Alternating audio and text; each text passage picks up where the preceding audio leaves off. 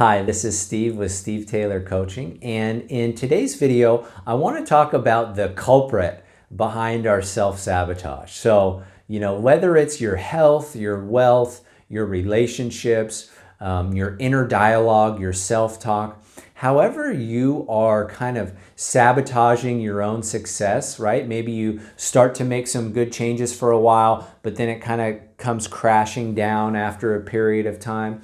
Whatever pattern that you're repeating, my experience shows me that it's the subconscious part of our brain, the part of our brain that is below the level of our awareness, that is really driving our behavior. It's really what's making us do these things that aren't necessarily good for us, aren't moving us in a direction towards health and happiness and well-being, but that the subconscious mind thinks, hey, this is the safe play here. This is what you need to do. So we can think of it like the subconscious mind is the director, right? And maybe it's the writer, the director, and the producer, okay? So it's coming up with, hey, this is what, your life is going to be about today. This is what, this is the script that we're writing you. These are your lines. This is what you need to act out. And then we're really just the actor. So the ego we don't like to believe that we have less control, right? We like to think that we're in full control of our behavior. But when we look at it more deeply, we've got this subconscious part of us that's really driving our behavior. So an example of how this shows up is, say, maybe you struggle with your relationships, okay? And so, you find yourself in relationships and maybe there's a lot of, chaos, or, you have a pattern where you connect through chaos, or, you're on again, off again, or maybe you get into a relationship with somebody who really likes you and is really great, but you can't let your guard down. You can't be emotionally intimate with them. These relationships patterns, whatever they are driven by the subconscious. So those of us in recovery, we might have an awareness of this because of, maybe some step work, some inventory that we've already done. A lot of people don't have this awareness, and it's because our subconscious is driving this behavior. So what happened is that in our environment, whether when we were growing up or, things that we witnessed over time, our subconscious absorbs all those patterns that it sees in the environment.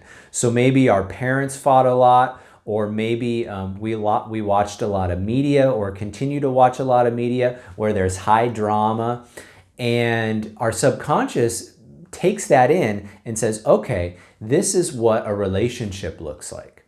This is the pattern, this is the script that you're going to follow in relationships, because if you don't follow this script, you're not going to fit in with the herd, right? You're not going to fit in with your tribe. And when we're children, this is especially important, because when we're children, we are so reliant on our caregivers for survival, right? When we're children, we can't, at 6 years old, we can't say, hey, I'm gonna, this environment's unhealthy for me. I'm gonna go rent an apartment, pass a background check, and with my good credit at 6 years old, get out of this environment, because it's really not good for my emotional development, right? We can't do that.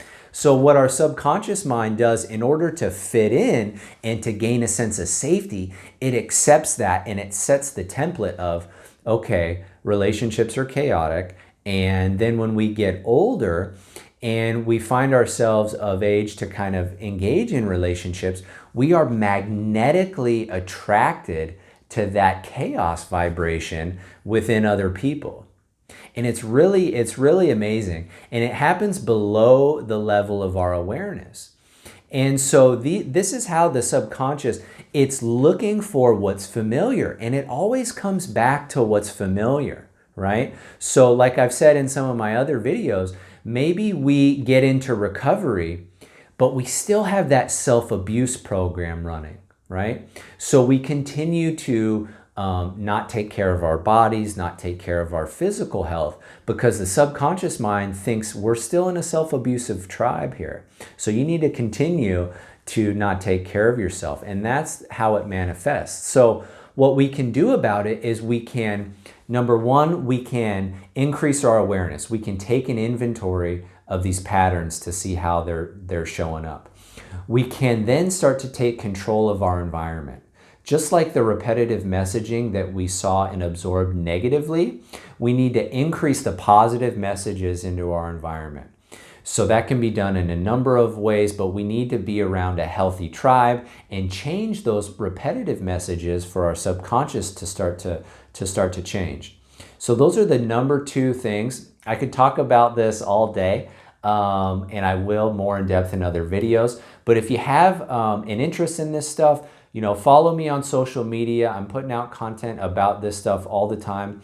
The links to those are in the description below. And if you want some coaching, send me an email. You can reach me at steve@stevetaylorcoaching.com, and I'd be happy to set something up for you. So until then, talk to you later.